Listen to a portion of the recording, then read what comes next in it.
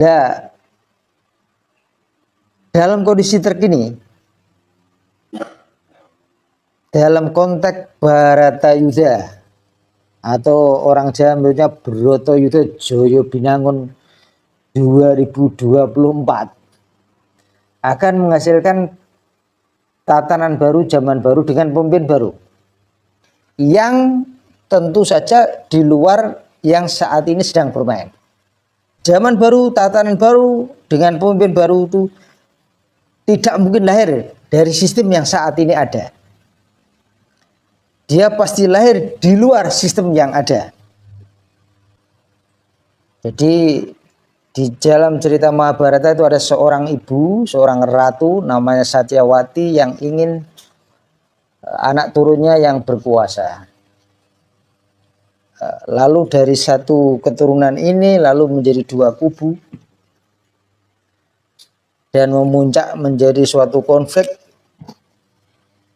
dua kubu karena ada tokoh yang biasa dipanggil dengan sebutan paman.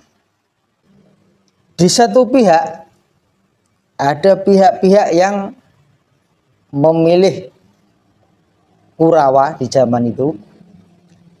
Ada juga pihak-pihak yang memilih Pandawa. Lalu panjenengan mungkin bertanya,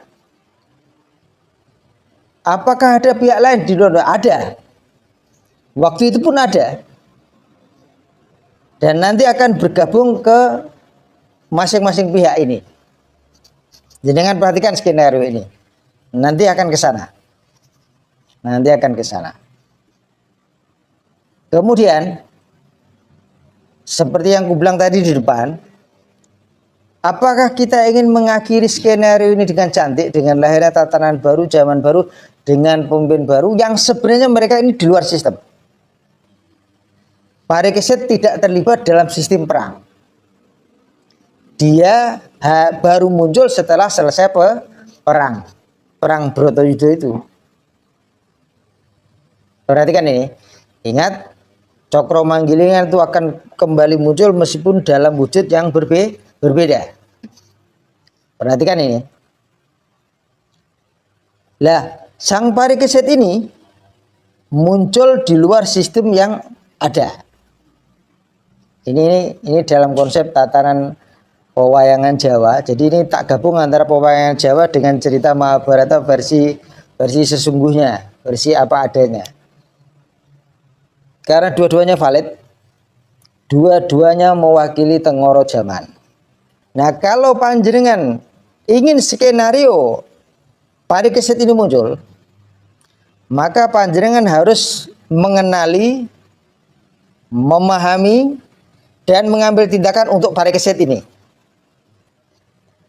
Artinya Parikesit ini bukan suatu bayi yang baru lahir, tidak.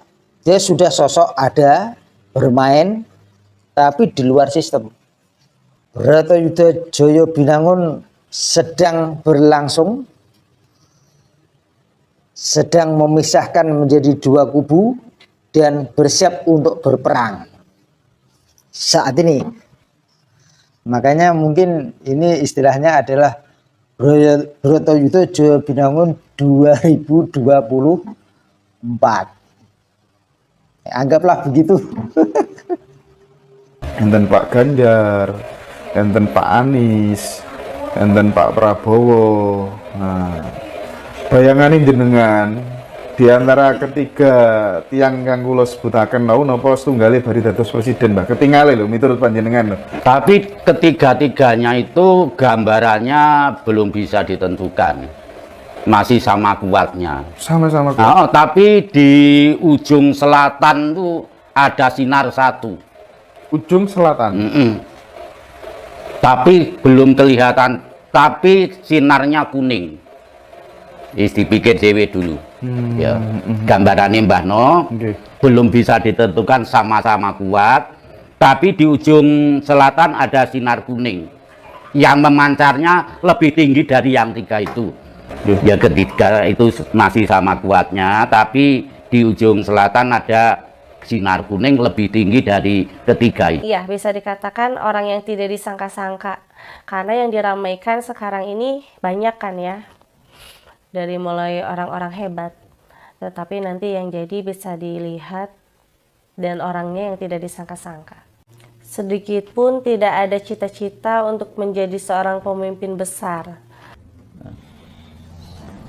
Pinter digolekne wong pinter, tapi ora iso nata negara percuma ya. Wong sederhana tapi iso nata negara kuwi sing digoleki.